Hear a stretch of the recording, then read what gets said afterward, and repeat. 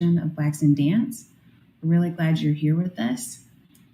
Before we get started, I'm just going to go through a couple of things and welcome you all to this platform called Whistle. We're joined also by the Whistle CEO and founder, Brooke Solis. So before we jump in, if you wouldn't mind, please just muting your audio so that we can make sure to focus the speakers. And this feature can be found in the bottom center of your video window to the left of the red buttons. Q&A will follow at the end of each speaker, and again, an open forum at the end of the conversation. So we encourage you to use the chat feature to submit your questions as we go. And the chat feature can be found in the bottom left corner, and it is the third icon from the end. Right next to that is also the hand raise feature, in case you want to use that as well. Finally, any resources that are shared or mentioned during the conversation, we'll be sure to share them with you all following the call.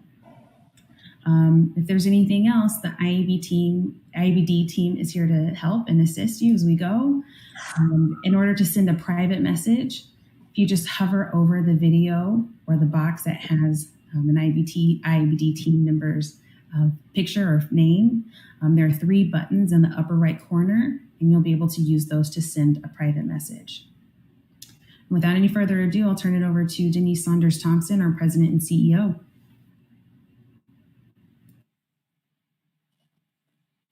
Thank you so much, Adriana, and thank you to everyone who's joining us today. I am extremely excited to have this forum with you all and this conversation today that's really focused around our young people. And for the month of August, IABD has been focusing a lot of our conversations and topics of discussion on our youth, as you are our future. And these are some amazing times, but also challenging times. And so we want to make sure, as you all are preparing to go back to your respective schools and places of study, that you are prepared in 3 ways, both physically, mentally, and spiritually. And today we're focusing on race and economics and how they impact our youth. And we want to provide you all with some resources and some tools and access to some amazing Black women who are in the field today doing this work and have been doing this work for a very long time. And I want to start immediately with recognizing and uplifting this platform that Adriana just mentioned. Black people are creatives, we're innovators. We are the backbone of this country. And to that, I would want to say thank you to Ms. Brooke Solis, who is the founder and CEO of Whistle. She is a Black woman in the tech industry. And as many of you all know, we are not well represented there. And to have a woman who is in that industry as well, providing this type of service, particularly in our field in dance, is just a first and will not be the last. But she is a trailblazer, paving the way for many, many others to come. And so Brooke has 2 daughters that dance, and during this time of COVID-19 and all of these other crises that are currently happening, one of her daughters was engaging in a dance class via Zoom, and that dance class was Zoom bombed. And it was a very harrowing incident for not only her daughter, but she as a mom. And she immediately went into action and wanted to do something about it. And thus we have Whistle.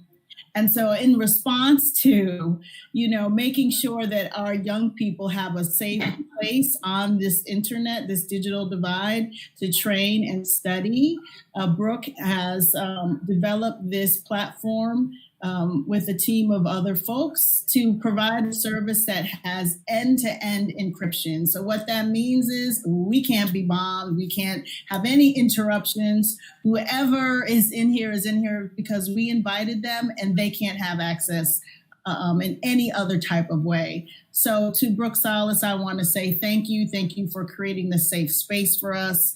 As you continue to work out this platform, because currently it's in a beta testing format, we give you all praise, we uplift you, and we continue to say to you, move on, keep fighting, and we're here to support in all the ways that we can. So Brooke, thank you, thank you. I want to turn the conversation now over to one of our interns and kind of brainchild this forum, which is Brooke Taylor. And she's going to be assisted today with the other team members from the IABD Fellow and Intern group of the organization. So Brooke Taylor.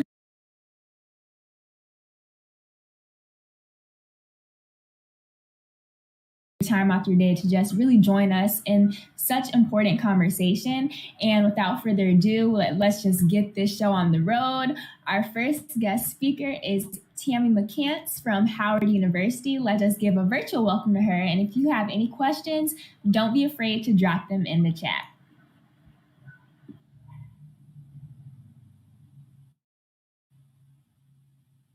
Good afternoon, everyone, and thank you so much for the opportunity to be a part of this very important conversation with this very important population. You guys will be running my PowerPoint from your end, correct? All right. So I will be discussing today the economic crisis. Again, my name is Tammy McCants. I serve as the Associate Director in the Office of Admission at Howard University. There are three things that I thought would be meaningful to our time together today.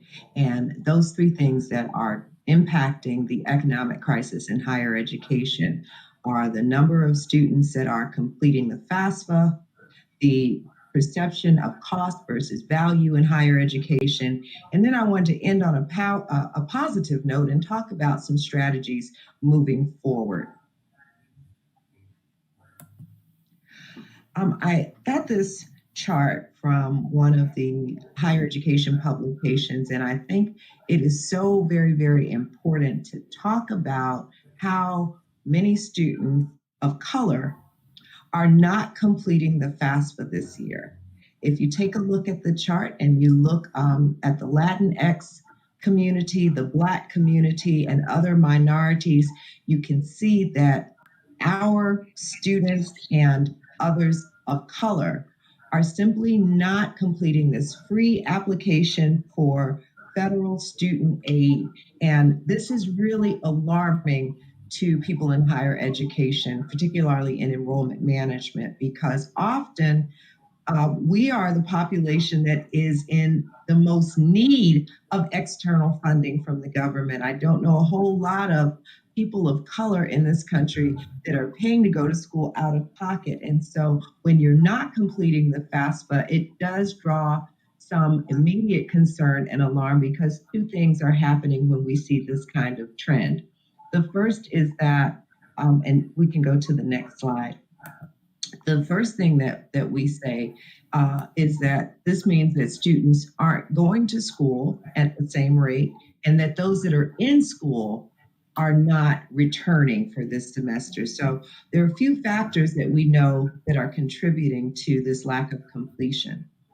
With schools closing this spring in response to the pandemic, students lost their support network. So the teachers, the counselors, as well as their peers, they're not all together, and the things that we do when we're all together have become very, very different than the things that we are doing in this environment that creates more isolation. One of the other things that we know that has impacted everything is the COVID-19 pandemic. And with this pandemic impacting people of color disproportionately, it has really been a burden on our community. What we're seeing is a change in family dynamics. When there is job loss or insecurity about a job, something like the FAFSA doesn't always take priority in the forefront of a family's priorities, as well as illness and death that we're seeing that some families are having to deal with because of the pandemic. And then finally, social unrest. This is a time that like we've never seen before in our lifetimes. And so depending on where you are in the country and how the recent social unrest has impacted you, there could be changes to your physical environment, and again, definitely shifts in your priorities. So from a higher education standpoint, this economic crisis has impacted schools as well as students. Within the higher education community, we are all experiencing a decrease in revenue from students living in our residence halls. We have elected, like so many other schools in the United States, to become totally virtual for this semester. We've not made any decisions, of course, about the spring, but at the very least for this semester, we're going to be totally online for our undergraduate students. So our residence halls closed. There's no revenue coming in from that. When we used to have events on campus, there was revenue generated from just having additional guests on campus. And of course, parking fees are one of those things you might not think about, but at a school, particularly a school in this area where parking is a nightmare, that is one of our streams of revenue that's going to be tremendously impacted. Because of these changes, students expect to pay a different rate because the online experience simply does not have the same impact as the in-class experience. So many schools have run into legal battles in terms of their tuition and fees and whether or not they're going to charge students the same rate as if we were all on campus. There's also an increase in cost to schools to offer online instruction. Many schools were not offering totally online formats before the pandemic, so we have to invest in infrastructure changes, as well as training for those people who now have to work virtually. In response, a lot of schools are considering furloughs, layoffs, and pay cuts. On the student side, of course, we're seeing incredible financial impact on families with job loss, families dealing with illnesses, and simply with insecurities, not knowing how this pandemic is going to impact us in the coming months. This is also impacting scholarship offers, particularly when you look at schools that offer athletic scholarships or fine arts related scholarships. So all of those types of additional funding options are impacted right now. As I mentioned, we know that COVID-19 has had a disproportionate impact on Black and Latinx families. We were already at the bottom of the totem pole economically, and so this has further shown us just how disproportionate education and opportunities are in the United States. We have fewer students returning to school, and all of these changes have caused a change in the perceived value of online education versus the on-campus experience. So we have a lot of people that are right now in a state of ambiguity about how things are going to look moving forward. So how do we move forward in this environment and ensure that when we enter school, we have a strategy for completing the degree? One of the things that students need to do is to understand the actual cost of attending college. There are 4 fees that are included for most students at any school, particularly if they are residential. So tuition and fees and room and board charges. For those online schools right now, of course, most of those schools have made changes to the room, board, and fees that are not impacting students in a virtual environment. But there's still other expenses that come along with your education that aren't factored into your actual bill from your school, like transportation, books, and personal needs. And I'm sure that list expands within this virtual environment. One of the things that students have to do also is to complete the FAFSA on time and make sure that you're sending it to each school that you're applying to, or that you are completing the FAFSA within the time frame you should for the school that you attend. I always encourage students to treat funding your education like a part-time job. You have to be aggressive in your search for outside funding. We know that millions of dollars go unclaimed every year simply because students are not searching for these opportunities and applying to scholarships that they may be eligible for. And finally, please ensure that you fully understand your financial aid award and that you have a long-term plan for paying for your degree. Schools are billing you by the semester for your enrollment, but in most cases, students need at least 4 years to complete the degree. So be sure that you are taking that into consideration when you are approaching how you are going to not only enter college, but stay and complete your degree while you're there. I think we have time for a couple of questions.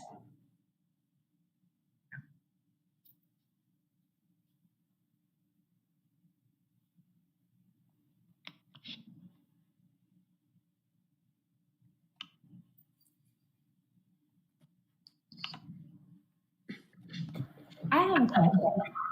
Mm-hmm. So I'm pretty sure Mary is going to touch on this, but where would you say is the best place to look for money opportunities for students? Because I know at Michigan, our football season just got canceled, and that's where a lot of our money comes from. So they just started charging us with COVID fees and just a lot of crazy fees that weren't there last year. So that's my question. I encourage all students to start your search for funding with the places that you spend money.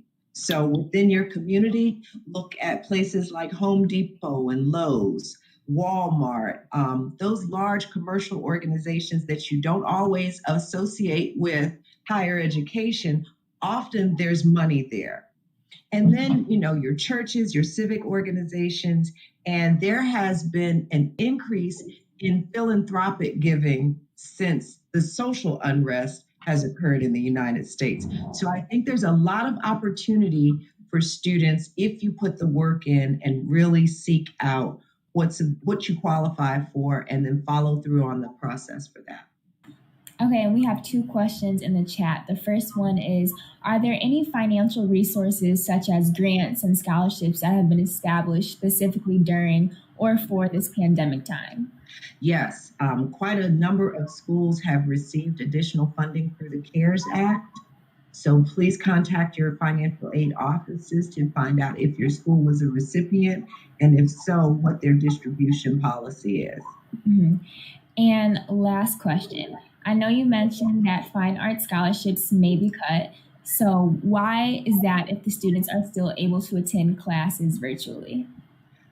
Because colleges and universities are having to make significant financial adjustments. And so where there may have been a time where schools and colleges within a university had additional funding to offer to students, a lot of that funding is being rebudgeted for operational costs during this time.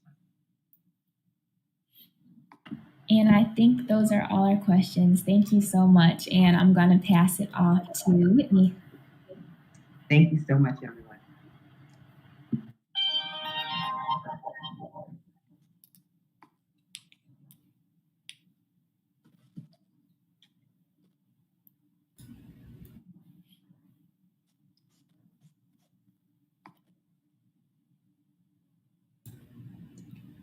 Whitney, Whitney, you're on mute.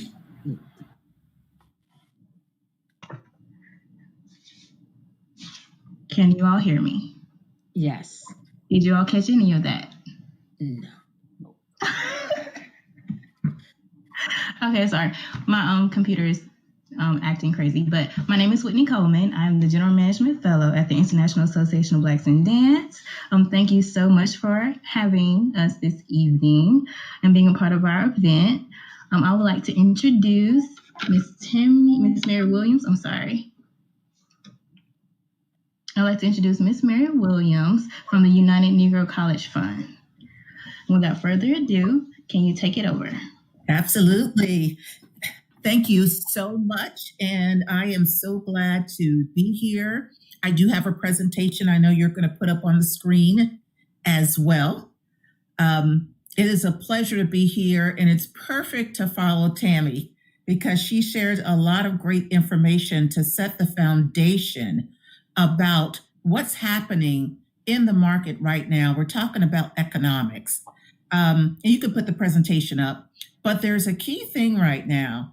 In the midst of all the challenges we're facing, there's some things that stayed the same.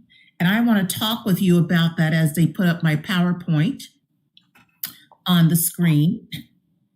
Great. You can go to the first slide. I want to begin when we go to the first slide by introducing you to UNCF, the United Negro College Fund. You may be aware of our motto, "A mind is a terrible thing to waste," and we've added, "but a wonderful thing to invest in." And I think the PowerPoint will be up shortly. So as it's coming up, the first slide is really going to give you an overview of UNCF. UNCF has been around for 76 years. 76 years, and our organization is second only to the federal government in providing scholarships to students of color with financial need.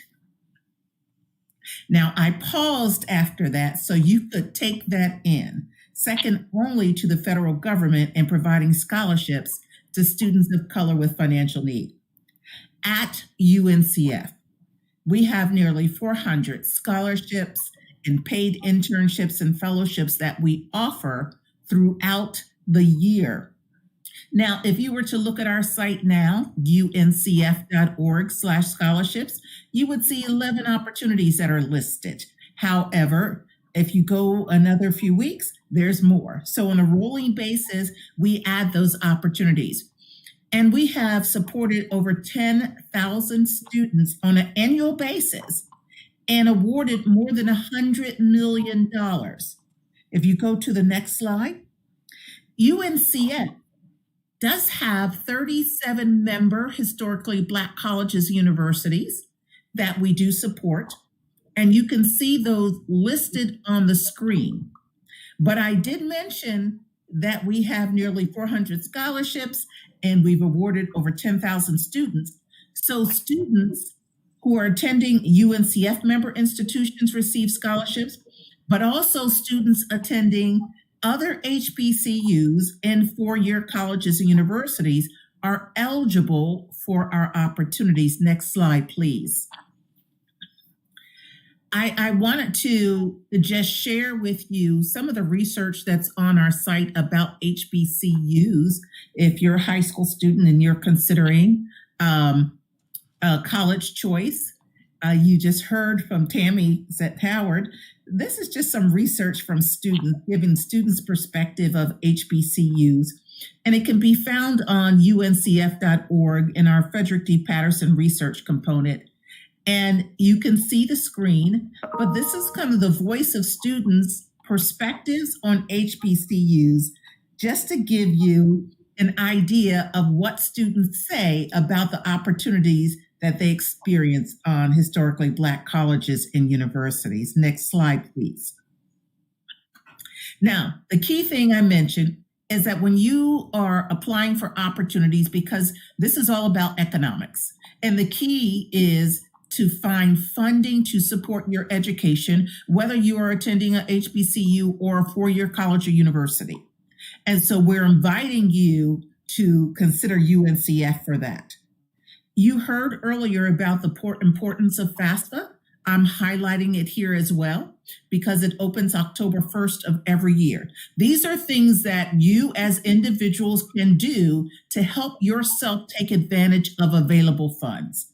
So you always want to apply for FAFSA, and you do that annually every year that you're in college. Next slide, please. And while FAFSA has grants and work study, they also have loans that they offer because yes, you may have to take out loans, but the goal of this conversation is to guide you toward free money, scholarships as much as possible. You asked the question earlier, where can you find funds to support your education? And I listed a few places here on the screen. Of course, scholarship organizations like UNCF, foundations, actually sororities and fraternities in your community offer scholarships. Community organizations, places of worship, credit unions, school districts, if you're a high school student, provide opportunities. And again, colleges and universities. And I mentioned foundations. I was on a webinar presenting last week, and a foundation was saying that there's a list, if you go online, of foundations in each community that may offer funding for support. So this is just a list for your consideration. Next slide, please. So there are a couple types of scholarships, merit-based and need-based, and at UNCF, we do offer both. Most of ours are need-based. Need-based does not mean you have to receive a Pell Grant. It means that you still have financial need once they look at your expected family contribution. Next slide, please. I want to invite all of you, whether you are a high school senior or a doctoral student, to register on uncf.org/scholarships. And these are the 3 steps to do so, because we have opportunities for incoming freshmen all the way through to doctoral students. You go to uncf.org/scholarships, scroll down, click on apply for a scholarship, and then there's a place to log on and register. If you register on UNCF, we will push out scholarship information to you as it becomes available. And you can also check back on an ongoing basis. But again, once you register, when we have opportunities that's open, we share that with you through the email that you register with. Next slide, please. So what are the eligibility criteria for applying for opportunities through UNCF? You have to either plan or be attending college full-time, whether that's incoming freshman or doctoral student. You have to have a minimum GPA of 2.5. Now, I will tell you sometimes in this time period, we do have some things that have come in a little lower, at a lower GPA, but the majority are focused on 2.5 or higher. And you would need to complete and submit the applications that are online before or by the deadline. On this slide, and for all of you who are applying, because we're talking about economics, we're talking about what can you do to help fund your education. And one of those things is applying for scholarship opportunities. This is applying for free money. So while I have complete and submit the applications before or by the deadline, I really would like to just leave before and cross out by, because life happens and you don't want to take yourself out of the running unnecessarily. Next slide, please.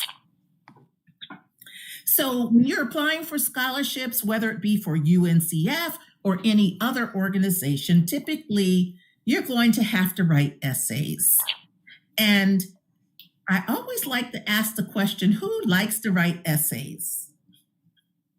And then I pause. And I would venture to say that most of you would not say you do, but I am going to ask you to put it in the chat. I'm going to ask you to go to the chat right now and say yes or no. Do you like to write essays? Because essays really become a part of applying for scholarships. They allow you to tell your story. Nobody can tell your story like you. It's an opportunity for you to share accomplishments and goals and demonstrate why you should receive the scholarship that you're applying for. And I want to give you some tips to demystify essays. When you're writing essays, I would invite you to come up with maybe 5 categories: leadership, community service, overcoming challenges, career interest. And once you come in community service, once you come up with those headings, craft some essays under each of those headings so they become thought starters for you. And so when you're applying for scholarships, you want to keep an online document with categories and just put the essays that you complete under each category. So when you start applying for a second scholarship and they're asking a question about career interest, what are you going to do? You're going to go to the file that you already started. You're going to pull that essay out about career interest. You're going to edit it to make sure it's addressing that particular application and use it, and then save it in that same file. Before you know it, you'll have a host of essays. And again, nobody knows you better than you. And can I ask, if you're looking at the chat, how many people said they like to write essays? You don't have to give me a number. Most say no. One person said yes. Now that's typical. That is typical. But I am here to demystify that for you. If you use those tips, and while I just have a short time today, those are some very brief tips that will help you to be prepared to do essays no matter how many scholarships you're applying for. So if you go to the next slide, what kind of things can you do next? So you want to search for all the scholarships that you're eligible for. If you have a question, how many should I apply for? It should be every opportunity that you meet the eligibility criteria for. That covers your cost of attendance. My son was able to graduate from college debt-free, and he graduated debt-free because he applied every year, starting as a senior in high school. So this is not a one-time process, all the way through to your doctoral degree. When he graduated from college, he had 0 debt. So you want to search for opportunities. I'm inviting you today to register on UNCF so you can get that information. We have scholarships that are some are based on majors. Some are very broad where it doesn't have majors. So if you're saying, well, I'm in the fine arts, do you have scholarships for fine arts? Well, we have some scholarships that have no majors associated with it, so you would apply for those. We have some majors that are based on geography. There's an opportunity open right now for people who are in Michigan. And I think I heard a fellow say, I'm in Michigan, right?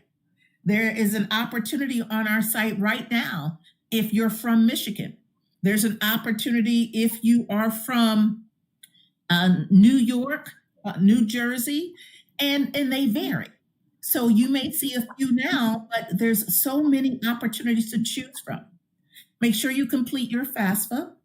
For many opportunities that you're going to apply for, whether it be for UNCF or any other scholarship, you need a reference.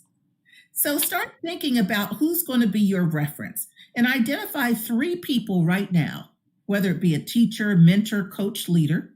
And many applications require a certain person. So for example, if it was an application that's addressing community service, you may need to have a person who's worked with you in community service to serve in that role. So think about 3 people right now, reach out to them and say, I'm going to be asking you to write references for me to support my goal in paying for my education. But you want to ask the question this way: can you write a positive recommendation for me? I pause because I've read many applications, and there was one I read that started like this, and this is a reference form. I don't know why this student asked me to recommend them. But, and then they went on.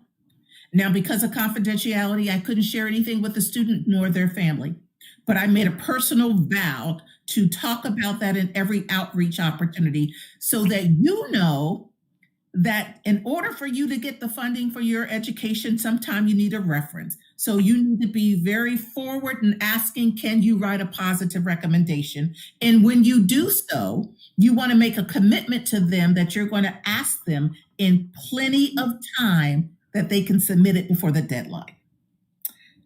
Apply for all scholarships you're eligible for. Always keep your transcript at the ready.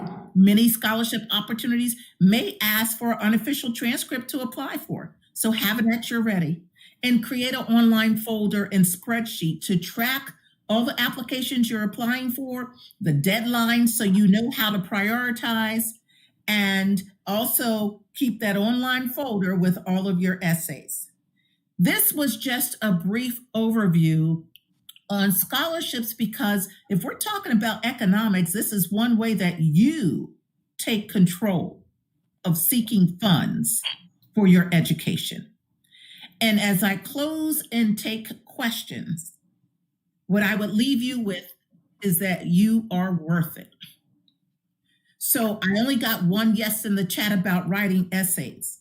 But when you're writing essays, you're writing them to help fund your education, and you're worth it. And when you take the tips I shared and demystify that process, if someone asks you the question again, I am sure many of you will say, yes, I like to write essays, because number one, that's dollars and cents. Number two, you're writing about yourself. No one knows you better than you. Number three, you already have the tips on how to poise yourself so that you are at the ready to modify essays for all the applications that you can apply for. And that should be as many as possible. So that's a brief overview. I invite you to register on uncf.org. This is all about economics. And even though this is a time of challenge, there's some things that stay the same. And what stays the same is that we can take advantage of the opportunity to seek funding for ourselves by applying for scholarship opportunities. So I am so glad to be here, and I am welcoming questions at this time. The last slide I just have up to reiterate how I started. Thank you so much. We have one question in the chat. It says, has the loan repayment rates changed knowing the pandemic has set most of us back and the economic recovery time may look different? Now, Tammy may be able to speak better to the loan repayment rates through FAFSA, so we'll hold that one to the end. Okay. I will tell you that we have had on UNCF last year, we had a loan forgiveness program that was on our site for okay. who had graduated. So there are a host of opportunities. I have a question. As far as someone leaving high school, entering into college, what are some highlight words that you can use to doing a hard search, a hard scholarship search, like scholarships in dance or scholarships in, like, what are some words you can use? Search? Well, I provided you with some suggested places to search for opportunities, and you can look for scholarship in dance. You can look for things you're interested in. There are scholarship opportunities that are available based on your interest as well. So while you're interested in dance, you may have other interests. So don't just focus on one area. You want to have a broad perspective in seeking. So to answer your question directly, what do you put in? You want to go broad, maybe students that are going to college, first generation students. It may be students who are going to college in a certain state. You may want to focus on students who are interested in a particular field. Those are some of the key things that you may want to search for. I really encourage you to be broad in your search, not too narrow, because you may miss opportunities. We also have, do you have any quick tips about formatting the essay? I often get too caught up in the anecdotes. You know what? Thank you so much for that question, because here's the key thing. We call it essays, but you're really just answering the question. Oftentimes, it's not an opening paragraph, body, closing paragraph. So, for example, on some of our scholarships, it'll say, respond to this question in 250 words or less, or in 500 words or less. So, the key thing you want to think about when you're responding is, one, read the question. And you're probably looking at me saying, okay, that's just the basics. But I will tell you, one of the most common mistakes is that a person will read a question, and it's a 3-part question, and they answer, you could probably finish my statement. They answer 1 or 2 parts and not the entire one. So that's the first tip. Make sure you read the question so you're addressing all 3 parts. You're just answering the question. We call them essays, but it's not a format. And I am so glad you asked that question, because that's another way to demystify it for you. Knowing like 250 words, you can do that in text message. That's nothing for you. So it's not about the format. It's really about responding appropriately to the full question.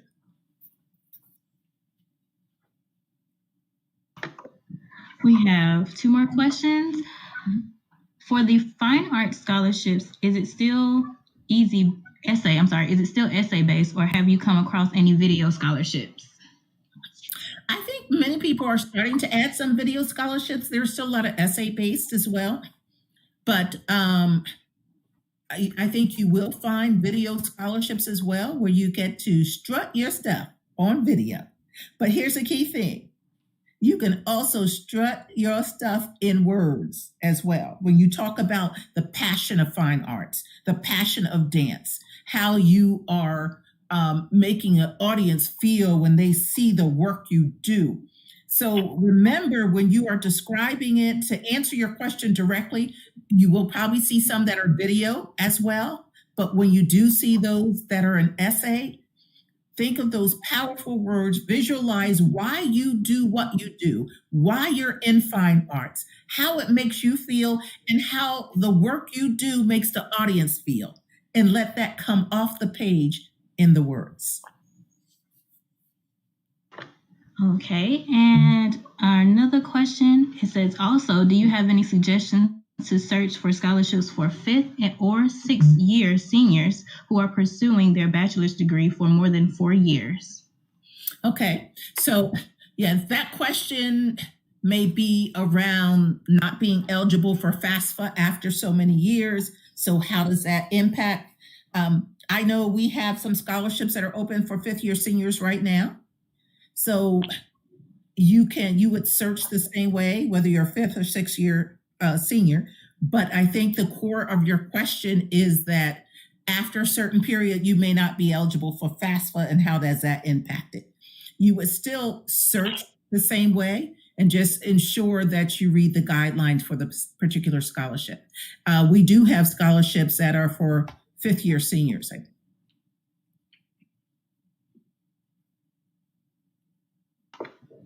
Well, thank you, Ms. Williams. You're That welcome. concludes our session with you. Right now, we want to go away. So I'm going to do a fake drum roll here. Do my sound. Deanna Cruz, you have won our first giveaway. Can you come on the screen? Hello, Hi, how are you? I'm good. How are you? Thank you so much. No problem. All we ask of you, I will drop it in the chat, but we want to get your name and your address, your shipping address. And we intended to contact at IEBD Association, but I still would drop it in the chat for you. Okay, thank you again. As well No as your problem. t-shirt, as well as your t-shirt size, please. Okay, Oh, I'm sorry, and your t-shirt size. thank you. Congratulations. Thank you.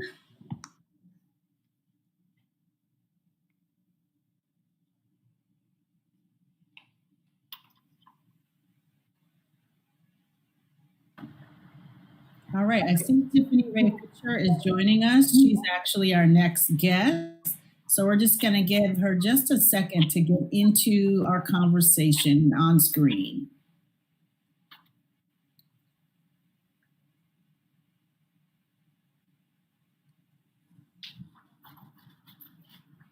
That's good. Oh, we just lost her.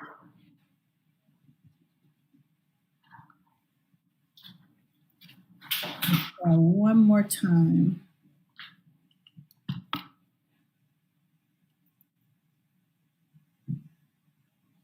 Okay. Why don't we move on then? We'll try and see if she comes back. So we're going to go to Dr. Halifu Osamari. Who's handling Ms. Osamari? That would be me. So yes, I'm going to introduce our next speaker, Dr. Halifu Osamari. She is the professor at the Emerita African American and African Studies, at the University of California.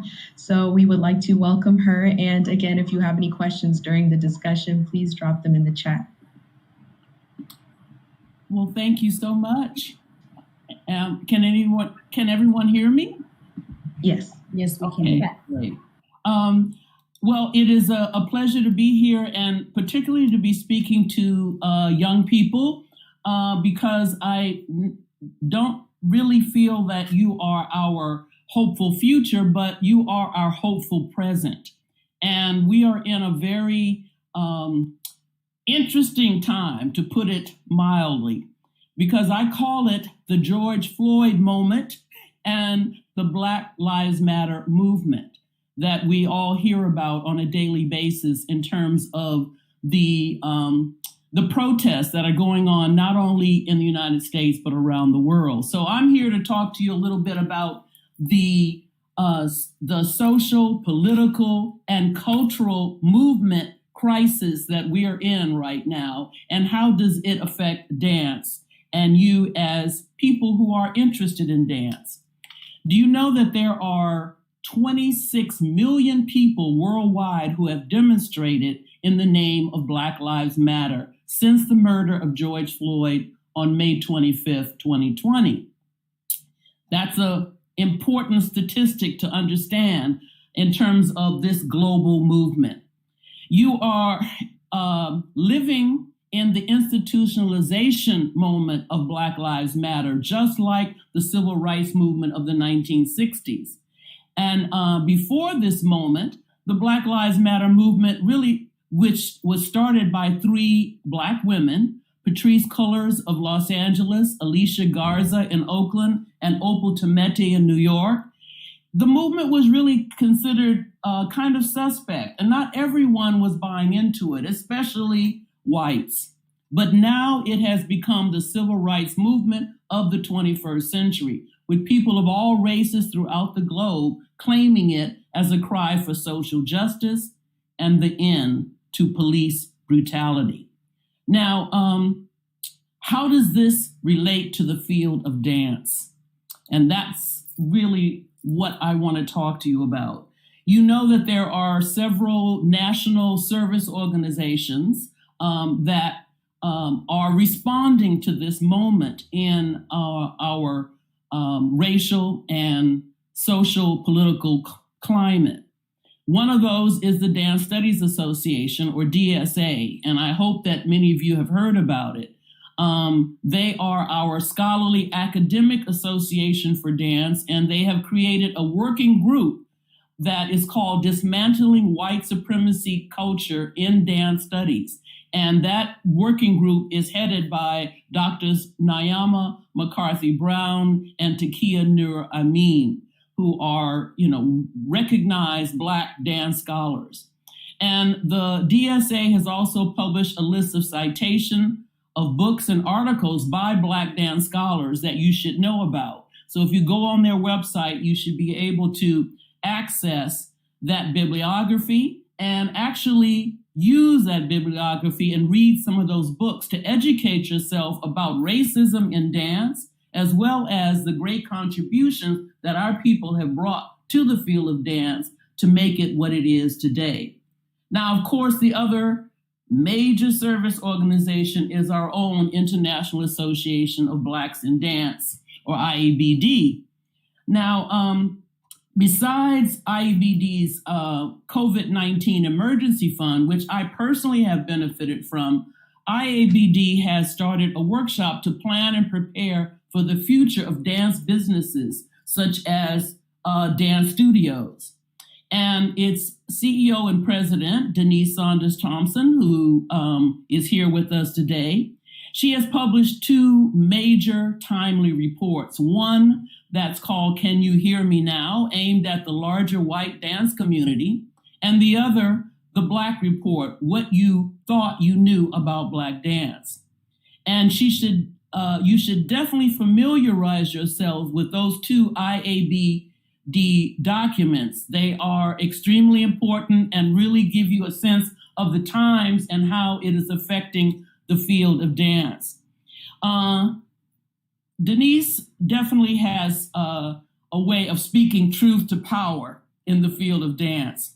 And in Can You Hear Me Now?, she says this, and I quote, we can no longer accept that you can't find us or you don't know where to look.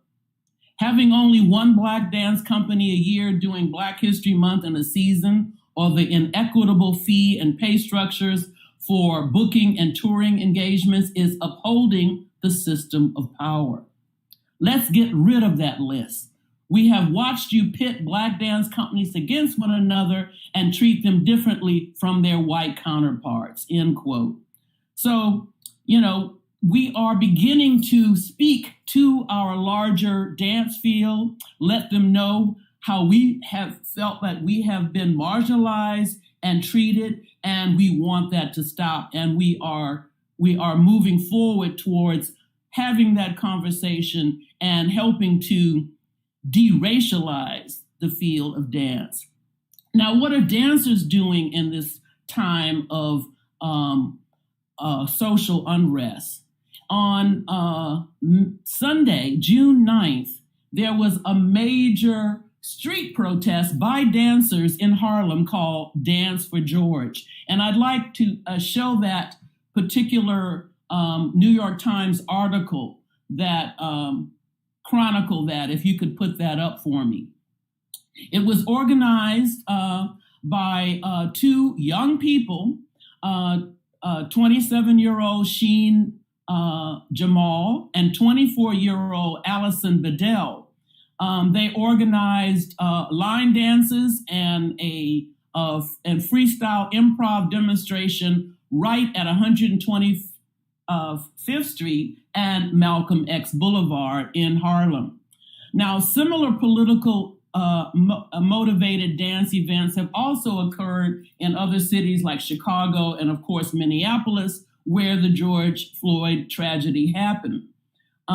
It's important to know that dancers are galvanizing themselves and using dance and taking that to the streets. Okay, you can take that article out for me, please. It can be overstated that we are in a neo-fascist moment in the United States and the world. And the dance community, and particularly the Black dance community, is in a unique position to bring out these issues because in America, we want to always push our sordid history under the rug, but any good work of art won't allow that. It's important to also know that in the right hands, dance is embodied knowledge. My mentor, one of my main mentors in dance, the late Catherine Dunham, who passed in 2006, she embodied that understanding that dance is knowledge, physicalized through our bodies. And it's important for us to see our field in that kind of larger context, because we can reveal the truth of history, the truth of our current moment, of the two pandemics that we have going on right now. Obviously, the worldwide coronavirus that is revealing the longstanding economics and race disparities in the United States, but it's also showing who is mature and disciplined enough to change behavior to beat the virus. Now, in the second pandemic of historic systemic racism, we are particularly revealing in the police killings of unarmed Black people a system of state control.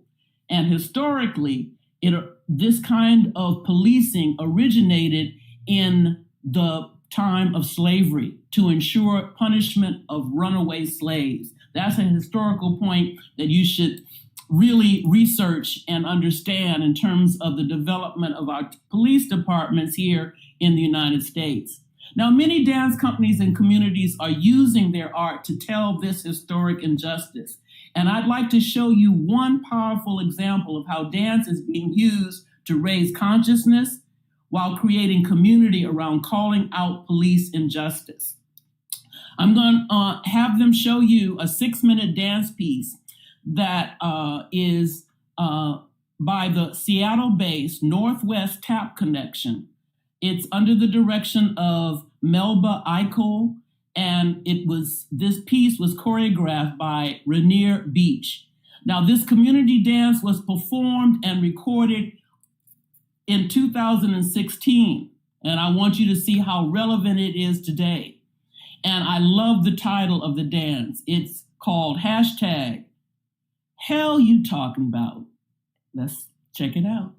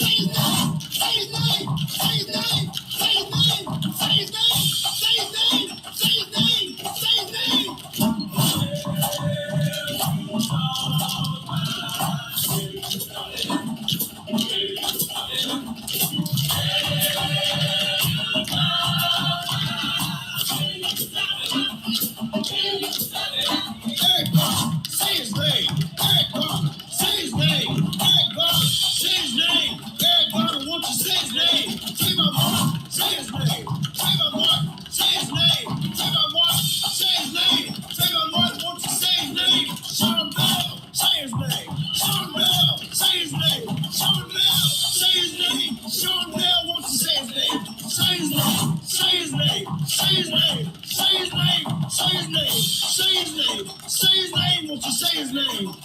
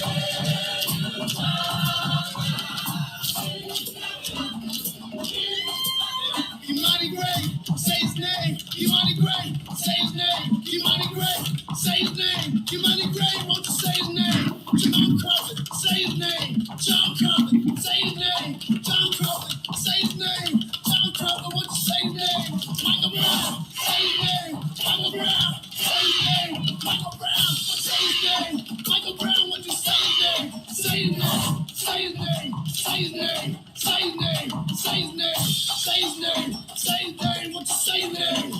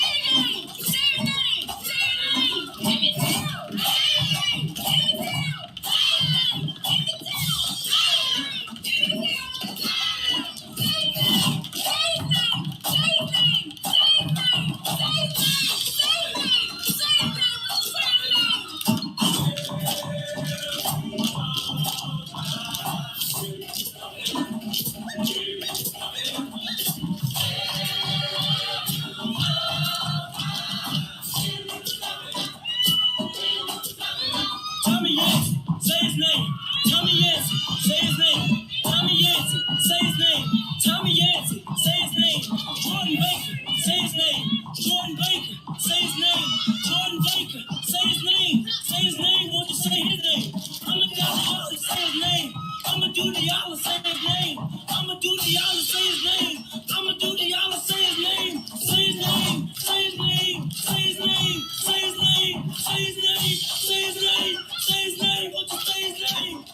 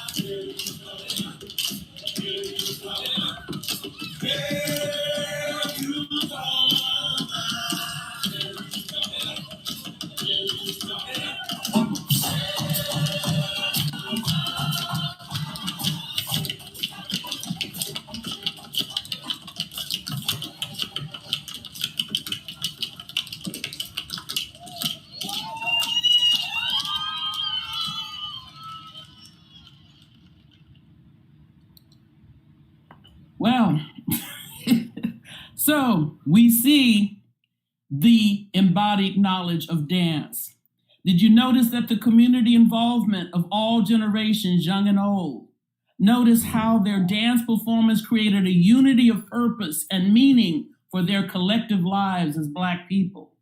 Notice the meaning they gave every movement, creating embodied knowledge that can be passed on. And remember, as young people, you're not just dancing and educating yourself just for yourself, but you're doing it for your ancestors, and you're doing it for your children and future generations. Remember, dance is also protest. Thank you. Yes. Thank you so much, Dr. Osumare. I actually have a question for you personally. I was wondering, in your own professional opinion, what do you think is the best way for young Black dancers and just young Black people in general to educate themselves more about these things that have arisen over the last couple of months, and not just now, but over the last couple of years with the injustices that we have faced as a people? What do you think is the best way to not only educate yourselves about these things, but how to go about creating change that will create a positive effect on your personal communities and on the country in general? Well, in our current times, we have a great research tool in the internet itself. When I was in undergraduate school, you had to go to the library and learn how to use the stacks. You still should do that, but you have such a great tool now to be able to put in the Google search anything that you want to and find all kinds of resources. But you do have to be discerning about those sources. Some things are more accurate than others, so it's important for you to use your common sense in deciding what you really want to get involved with and read. But by putting in any topic about history, about our protest movements as Black people into a search engine, you can find essays, books. Sometimes you can download a whole PDF and you have it instantaneously at your disposal. So I would say use the internet, be discerning. And in terms of getting involved with what's going on, start locally. You have to think globally, but you have to act locally. So make sure that you find out what's going on in your own community. There's always organizations, both in out of the church and also out of various social movement organizations in various communities throughout the country. So it's so easy to find out what's going on now. And so there's no excuse for you to say you don't know what to do or you didn't know that, because all you have to do is have the desire and it's available to you. Thank you so much. I just have one more question for you. In my own personal experience, when I'm discussing these matters with other people that may not completely understand, kind of like where I'm coming from and where Black Americans in general are coming from when it comes to these situations, what advice do you have for conducting these conversations? Like, how can we reach the people that don't really understand what's going on and why it is that we feel the way that we do? Well, I think that it's both a collective issue and an individual issue. I think on the individual level, it's important for you to do your own soul searching, and you to really be with yourself in terms of where you're coming from, and be honest with yourself. I believe in meditation. And I believe in going within and finding out more and more on a daily basis, especially in this time of the pandemic when we have to be socially distant and we need to be in our own homes and separated from people. It's a good time to really get to know yourself and figure out where you're coming from and what you need to educate yourself on. You need to also be discerning with the people that you do communicate with and the people that you're in chat rooms with and that you are in social media with. Because as you know, there's all kinds of issues going on with social media, and you need to make sure that you're talking with people who are positive, that have your best interest at heart, and that are interested in similar things and growth, personal growth and community growth as you are. So it's important, again, to be discriminating and discerning about what you do with your time, and also the people that you communicate with around these issues, so that you can find some positive way forward as opposed to becoming more and more confused. Does that help? It does a lot. Thank you so much. We actually do have one question in the chat here. What are local elections that we should pay attention to in our communities during this time? Like, what elections can we kind of focus on that could make some real change? Well, besides the obvious national issue and our new first Black woman VP nominee, so obviously we really want to focus on the national, but we can do a lot more on the local level. Again, you need to think nationally, globally, but act locally. And I would say, look at who is going to be running for school board, for example, in your area. What are their policies? What are their values? Or do they match what you'd like to see the educational system in your area become more inclusive and more sensitive to the issues that are going on today that I outlined. So you want to get people just even at the school board level of your local communities who are going to enhance yours and your peers' learning ability and the next generation that's going to come along into public schools. You want to make sure that your local mayor races that are going on also are reflective of where you're coming from, and get out there and vote. I cannot emphasize enough that it's important for those who are old enough. If you're 18 or older, there is no excuse not to vote right now in the upcoming election in November, because you need to vote like your life depended on it, because guess what? It does. Your life depends on who is going to be in charge of this nation, of your state, of your city, and your local community. Get involved, know who they are, and make sure that your peers know their values, and make sure that they match the people that you want to see in office. Right. Thank you so much. I think we just got one more question in the chat. What are some of your must-have books on Black dance?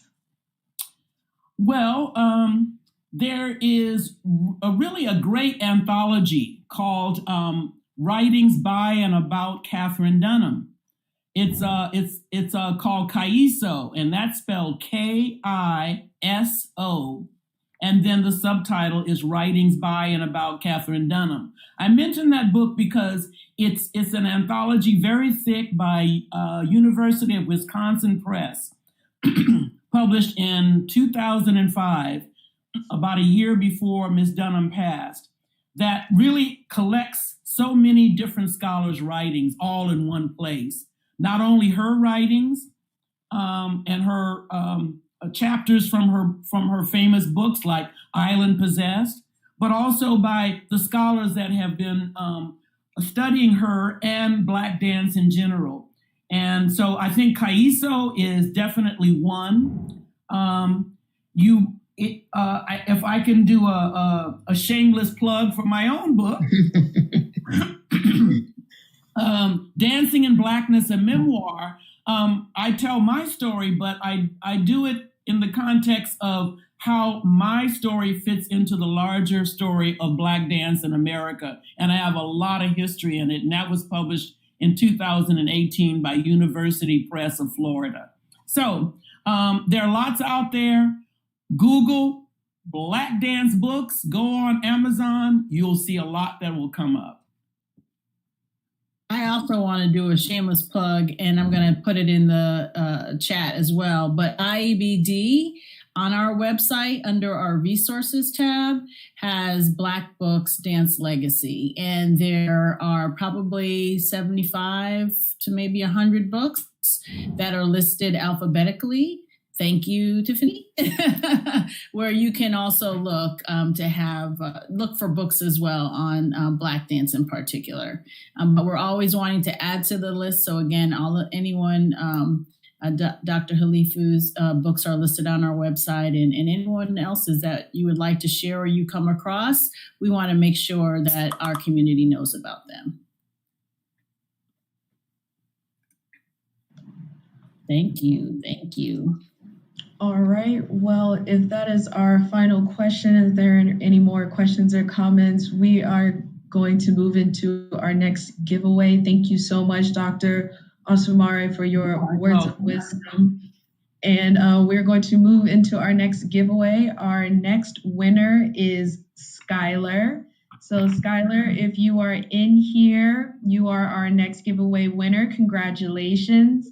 And the same as with Deanna, if you could just, I'll also drop it in the chat, the information. Oh, it's already there for you. So yes, if you can get that information to contact@ibdassociation.org, and we will get you your t-shirt. Congratulations again. And I'm going to send it on over to Taisha. Okay, hello. We're going to move on to our next speaker. It's Tiffany Ray Fisher. She is the artistic director at Elisa Monte Dance. If you have any questions, feel free to put them in the chat. And Tiffany Ray Fisher, you have the floor. Thank you so much. I'm so excited to be here and to hear all of you say. Having a touch of connectivity issues because I'm in a creative residency upstate. So at any point, if you can't hear me, please let me know. I don't want you to, suffer in silence. So just let me know. One of the things, as Denise knows about me, is that I never kind of differentiate between my creative hat and my organizer and activist hat. I think of all of these things as one thought, and anytime I start a new project, there is a civil rights and a civic kind of engagement bent that's always at the forefront of that. And what I mean by that is, and the very first thing that I started to do was to connect the dance community with legislators. And the reason that I started doing that is because if you look back at any of the major changes that have happened, whether it be civil rights, whether it be healthcare, women's voting rights, it all started from activists, organizers, regular everyday people, and legislators working together towards a common goal. So I started with something I called a movement through movement, and it was a challenge to dancers. It was on not just my company, but all any dancer that was on Instagram that saw this, to start just a 16-count phrase of an issue that they were either intrigued by, frustrated by, or wanted to learn more about. And I would compile these and I would start creating town halls for people to get together and start having conversations specifically with leaders in Harlem, because I live in Harlem. And I connected these dancers on this federal level to just start conversations, because I thought it was one. I'm always telling my students that you have to work your voice and train your voice like any other muscle you would in your body in your dance training, because you never know when the time is going to hit and you need to be sitting already. And if your voice is not used to speaking up, if you have not trained it, you have not given it that muscle, it will not be there for you. So this was my way of being like, how can I use my platform? How can I use my privilege? How can I use these things to help this community that I care about connect and let them? During COVID, I felt like so many people felt helpless and hopeless, and we can do better than that. So how can I help? And from that, I started doing demonstrations and marches around the funeral of George Floyd and Juneteenth, and that began to really swell. And all this time, I never, me being in this residency, and we're in August now, is the first time that I created during all of COVID, but yet I felt the work that I was doing was creative because I was constantly finding creative solutions to figuring out things. We had like a trivia night around how well do you know your ballot, which actually a couple of people from IABD came, and it was like a really fun night. So getting that civic engagement going is just something I think as a whole, we're not terribly, like that muscle is not really strong. So finding ways to engage people in a real way that speaks to their art, speaks to their own creativity is something that I've always been very passionate about. And through all of this, I started working on a city council campaign. It's not even someone who is in my district, but it's someone that I really believe in. And as I was getting my team together to help with this city council campaign, anyone that was on my team that was not in their district, we vowed to get 20 people to take the place of our one vote, because it really was going to matter. If this person wins, his name is Corey Ortega. If he wins, he would be the first person of color to hold this seat. We are looking to turn this, and we are very serious about it. Outside of that, from this movement I thought about what else can I do? It was constantly I'm a very kind of buoyant and joyful spirit. And so anytime I start to lose hope, I start looking for the verbs. And like, what can you do, Tiffany? Where's the action? Because being able to be active helps me, one, realize there's a way through this. But two, that level of engagement really excites me. And so this led to me organizing, which hasn't happened yet, but an International Dance Day March under the banner of Universal Basic Income. Talk about that march, organized. It's put me in really interesting and neat conversations with a lot of different politicians, because UBI is something that is it's gaining momentum and it's gaining steam. And I think that with these stimulus programs that have happened recently and stimulus checks, I think it's proven that it's possible. It's not that it's impossible. It's just, do we think it's worth it? And so, and the last thing that I will kind of say about what I've been doing is I'm here in upstate New York. It's a very homogenous society. I'm in Lake Placid, New York. This is one I've been coming to for many years. I've been coming to this place for 16 years. And I was here with my company doing a residency because Elisa Monte Dance I was chosen to be the creative director for the World University Games that were happening in Switzerland. And at the very end, there is a cultural exchange between the country that it's held in, the country three. The World University Games will be held in the United States, in Lake Placid. And so I was asked to choreograph that moment for my company to be representative of the United States in that, which was a huge honor. Literally, maybe 4 days ago, the city of Lucerne in Switzerland decided that they just do not feel comfortable pulling these games off during COVID. So I was asked to pivot very quickly, and the director of the Lake Placid Center for the Arts asked me a very simple question, and he said, "Is there an opportunity here?" And I knee-jerk said yes, but I told him I don't know what it is yet. And so I was thinking about this community, and I was thinking about my relationship with this community, and that I would like to do something about and for the Adirondack community. As I was doing this digging, I found more and more information about John Brown, who was a major abolitionist, and this freed slave settlement, Timbuktu. It is literally, I got in my car to go visit this place. It's 7 minutes away from where our residency is. I've passed it numerous times. No one has ever told me about this. No one has ever mentioned it.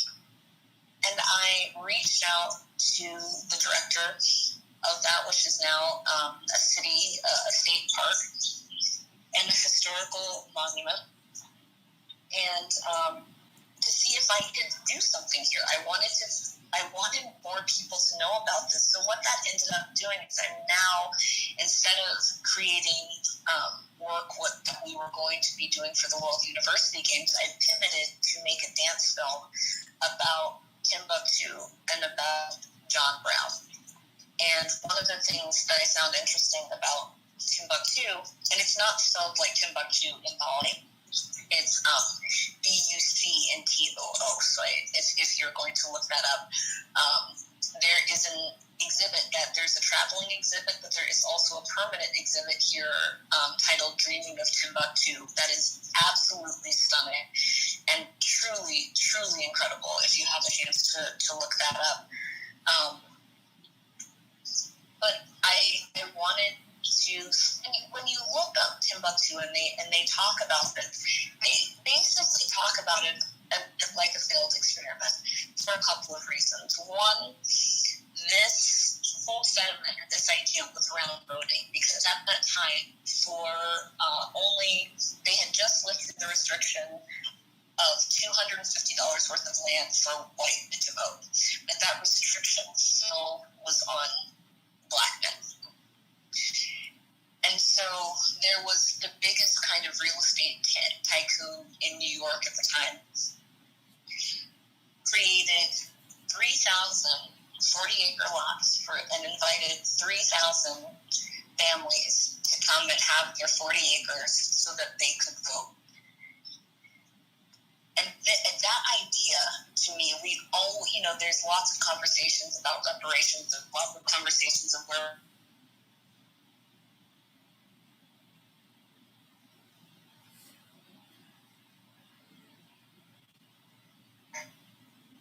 decided to move. And the settlement itself did not last very long for numerous reasons. One, the climate is quite harsh in upstate New York. The growing season is not very long. And you have people that were coming from cities that were basically domestic workers that were now having to learn farming, having to learn how to build shelter. There's also still extreme racism around where the settlement was. So it ultimately, families decided to go back to the city. But for the years that it was here, all of those families had the right, the Black families had the right to vote, which is an incredible, incredible feat. And one of the descendants from Timbuktu ended up being one of the founding members of the Baptist Church here in Lake Placid, New York, that is still here. I pass it every day, and the library that's right on Main Street, which is really, truly incredible. And so for me, with this dance film, I'm taking the premise of what if Timbuktu had worked the way that they had envisioned, like to put the idea forth that it would have actually changed the world. And that it would have changed at least America. Because if this had worked, I feel very strongly that other people would have been able to take the risk, and that Black vote would have come into our history and started pushing things in a certain direction way earlier than it did. But I still feel very strongly like this was not a failed experiment. The fact that people were willing to, like John Brown was willing to put his life on the line because he felt, and as it is true, slavery was such a scourge. We're talking about the ultimate ally here, and the courage and strength of people that uplifted everything simply to vote. There's no other promise here. These were already freed people. This is not going from slavery to freedom. These were already freed people. They were willing to uproot and give everything over simply for the right to vote. And so I've been really struck with that, as I've been really trying to get the civic arm of my company, strong, and just letting people know they're to with your voice and with your art, and that it shouldn't be a separate thought. It shouldn't be like, oh, now I have to put on this hat. That let's get to the point that it is so ingrained into you that it's just what you do. And so before we open up to questions, I just want to say that I had been asked to participate in a virtual performance titled Dance the Vote, and there were, I think, probably 10 choreographers that were invited to present work in a digital format. And the end of my piece ended with the simple quote of "Do it because your ancestors couldn't." And so that's how I would like to in this portion of me talking so I can get to your questions is like, do it because your ancestors couldn't. We have freedoms, even in this time where we can definitely question the definition of freedoms. We have freedoms that they could not even imagine. So to not use that power, to not use your voice is doing a disservice to everything that we've worked for. And so I would really encourage you to reach out and, like Dr. Khalifa was saying, Google. Everyone is lucky enough at this point to have a computer in your back pocket. So use the time, use the wisely to, again, strengthen that muscle, not to understand the issues, and again, start local. Don't worry about getting too. There's a lot of information, so it can get overwhelming quickly. But I would like to encourage you all to. Something is better than nothing. Even if there's a misstep, even if you're like, oh, I didn't know that, that's okay. Like you will, like anything else, you'll learn by doing. But I think being able to, I as an individual am just really, really worried about this upcoming election as it relates to voter suppression. But I think it is our job to show up. That's what it means to be an American. That's what it is to participate in a democracy. And if you feel this government is not reflective of you, there's no one coming to change that for you. I always find out, I'm like, no one's coming. And I mean that in the best way. That gives me hope. It doesn't make me feel hopeless when I know no one is coming, because that means like me doing something is 100% more than everybody else doing nothing. So I would like to keep that idea at the forefront of your minds as we go into November, is that it's not every 4 years. It's little civic actions that make the difference for us to be able to create the world that we want to see, because it's only us that will do it. There's no one else. We cannot be complacent in this moment and sit back and wait for someone else to do the thing for us. So that's what I will say, and I guess we can open it up to questions if that works.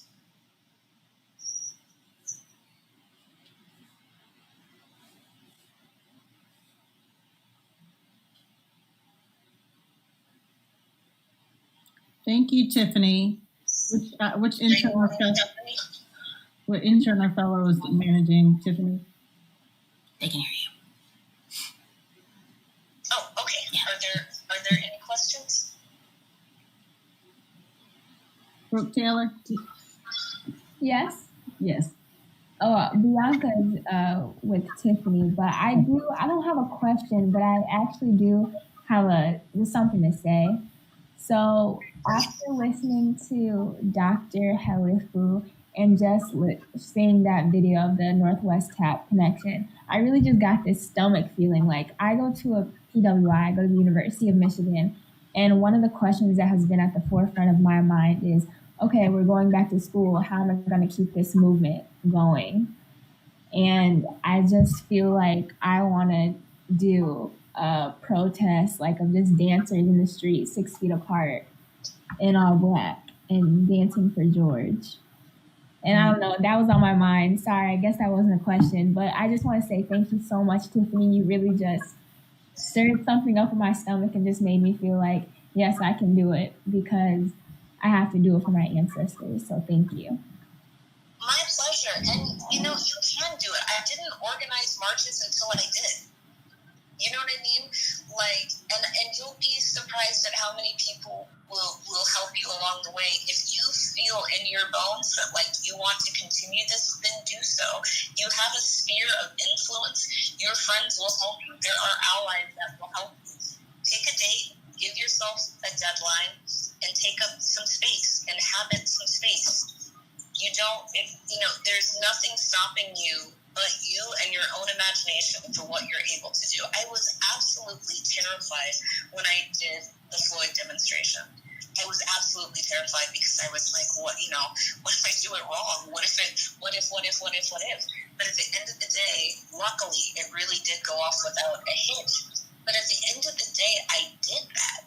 So Juneteenth was much easier. And then International Dance Day, it was much easier. And then once people say it's always hard to be the first one, but there's something really amazing about being the first one. So if that's what you feel in your head, then do it. Then absolutely do it, and do it with the confidence, that it deserves. I think having a dance for Floyd and 6 feet apart, basketball, whatever you want to do, organize it. You have the skill set to do it. As dancers, we have all the skills that we need to be quite successful. My husband works in UBS, dealing with high net worth individuals in finance, and he's constantly like gagging people in the corporate sector because he's so malleable, he's so flexible, and all of these things he learned from dance. So you have the skills, put them to work, and the more you do it, the easier it will become, the more confident you will be. But you can always reach out to Omar and get my information, and I'm happy to walk you through what I did. It may or may not work for you, but I'm happy to share that information. Okay, great. We actually have another question. Can you expound on or give examples of civic actions? Sure. One of the, so I think artistically, every piece that I've made from the last 4 years has been civic action, because there's a call to action at the end of it. So understanding and not going blindly through and creating things that are just for me, but understanding kind of what the emotional weight of the subject matter could be for my community, making sure that people in the community are part of the audience, making sure that I'm having constant conversations with people that are in the Democratic clubs, that are running for Senate council, those types of things. And what's funny, because I was always my family's always been super, super political, but I was very nervous the first time I walked into a councilman's office, because I was so nervous. They're really available. They're very available. And if you were to just look up what district you're in, I would bet that you could get, and especially anyone that's running right now that doesn't hold the seat or wants to hold the seat, their ears are wide open. So give yourself a moment to see who's in your district, who's coming up, and see if you can get an appointment with them and just talk to them about what you see in your community. You don't have to come with solutions. You don't necessarily have to come with problems, but starting that conversation will change. I would think that it will change how you look at your community. It will change how you think about your involvement in the community, and I would also assume that it will change your artistry. Once you've really started realizing that being an artist is a political act, once you've wrapped your head, if you choose to wrap your head around that concept, it changes everything. That interconnectivity, and understand who is pulling what strings to get what demographic in kind of which boxes, figuring out and pulling at that thread is one that is a game changer. But I think the easiest thing to do is if someone is running for office, just find out who's running for office in your district and set up a meeting with them. You can also go to community board meetings. That's the same people show up to community board meetings, the same people. So whatever their priorities are, become the priority for the community. Lots of times we are not represented on that. So do some research. Again, Google will be your best friend, and do some research about who is running, what is going on in your specific district. And because government becomes so hyper local, there's lots of ways for you to be able to interact with it without it taking over your life, or without you having to take on the full activist mantle. So I don't know if that's helpful, but again, I'm happy to, continue the conversation offline. All right. Okay, well, thank you so much, Tiffany Ray Fisher. We appreciate all of your very informative feedback. Thank you so much for trying to call in a couple of times to get it in. We really appreciate your very informative information. Thank you so much for participating. My pleasure. Okay, so we are coming to a close, and I want to turn it over to Dr. Halifu Osamare to see if she can close us out. In addition to the open forum with any questions, if we don't have any more questions, then we would like for Dr. Halifu Osamare to go ahead and take us out with the breathing exercise, if that's okay. Okay. I can do that. All right, so I want everyone to sit straight up so that your spine is erect from the tailbone to the top of your head.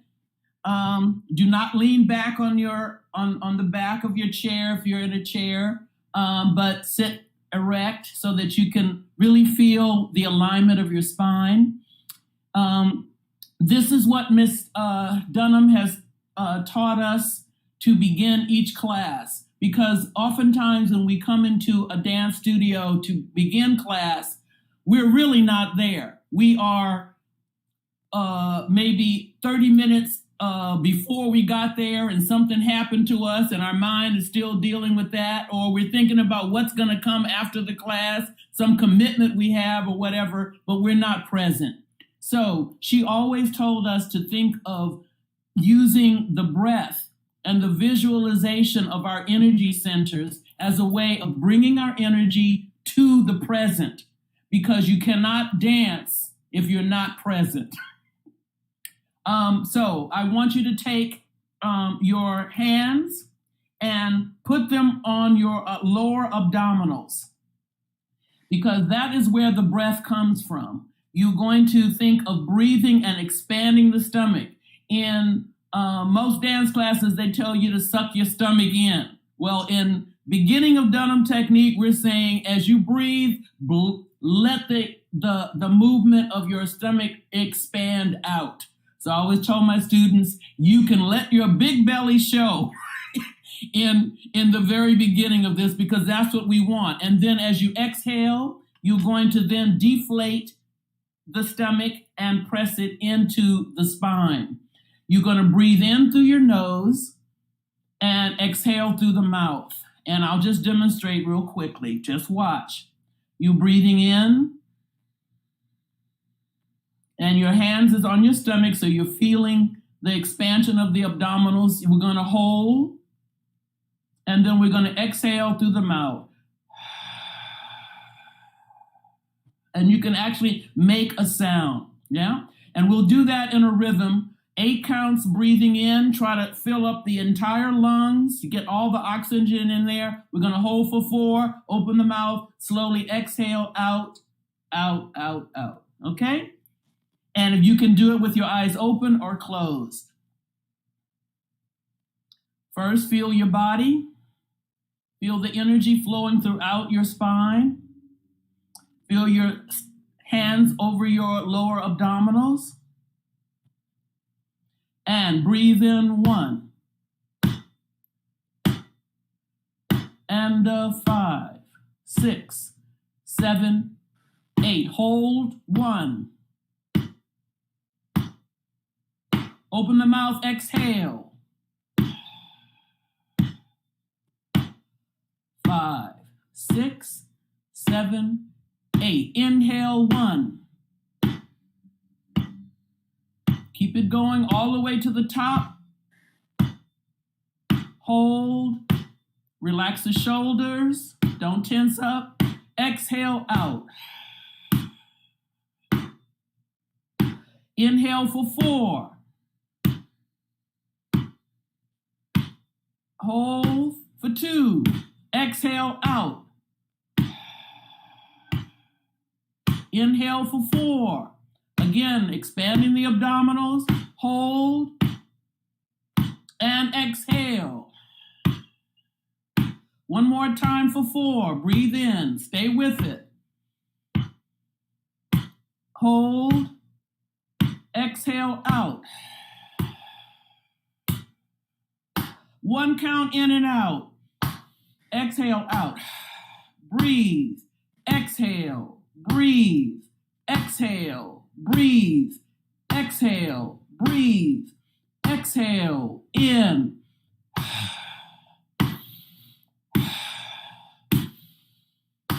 Now you're going to do a short pant with the emphasis on the exhalation. Listen and watch.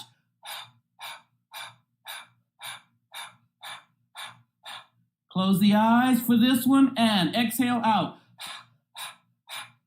Come on, don't be afraid of it. Let me hear the sound through the mouth.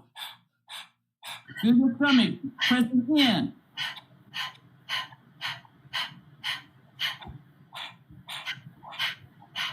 And return to your normal breath. Keep the eyes closed. Feel the body.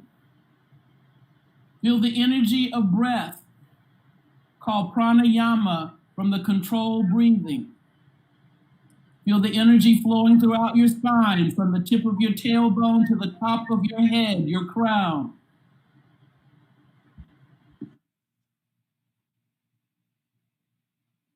Slowly open the eyes. Okay, now we're going to just do the breath, and this is the last thing we'll do. We'll start with the hands where the hip and the legs meet, elbows out to the side, and we're going to breathe up to what we call high Dunham presentation. Watch. Breathe up. And then we're going to hold, exhale down.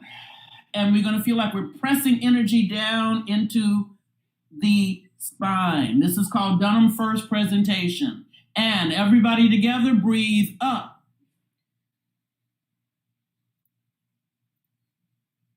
Hold, exhale out. Press the energy down into the spine. And again, breathe up. Hold. Exhale and open to second position, arms to the side. Now I want you to just leave them there. Shoulders relaxed, spine is erect, palms are facing down. She talked about energy coming out of the middle of your palms that connects to the earth. She talked about the circle when your arms are in second position. That is the magnetic energy field of your own spirit that you're containing right there between your arms and your torso. We want to bring that energy in, feel it, bring it in, pull it in, and expand it, open.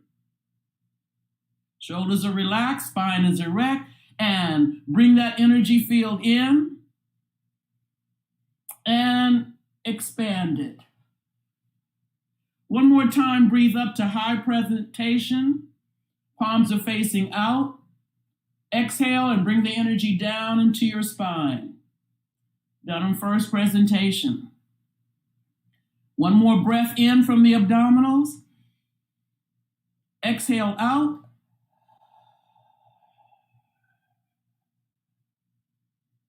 And that is the beginning Dunham breathing exercise with the Dunham Porter bra. Thank you so much, Dr. Halifu. And now for our last portion of the event, I'm going to hand this off to Vanessa for our big prize in our giveaway, our last giveaway. Hi, everyone. Thank you for the introduction book. My name is Vanessa. I'm the membership director here at IABD. And as you've learned today, we are an intergenerational organization. So we have members as young as 10 all the way through our seniors. And so today we are announcing one student membership, so a free student membership. And that lucky winner is Nima. Nima, you have won a free IABD student membership, which gives you access to our member-only portal, IABD Connect. You will be able to network with our large organization of members via individuals as well as our company members. And we are just happy to have you in our IABD membership family. We are all family here, though.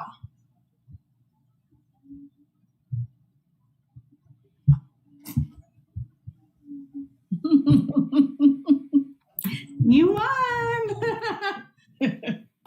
I'm here. Congratulations. Thank you. We will put in the chat how to get in touch so that we could get you started with your membership. Wow, thank you so much. No problem. Okay.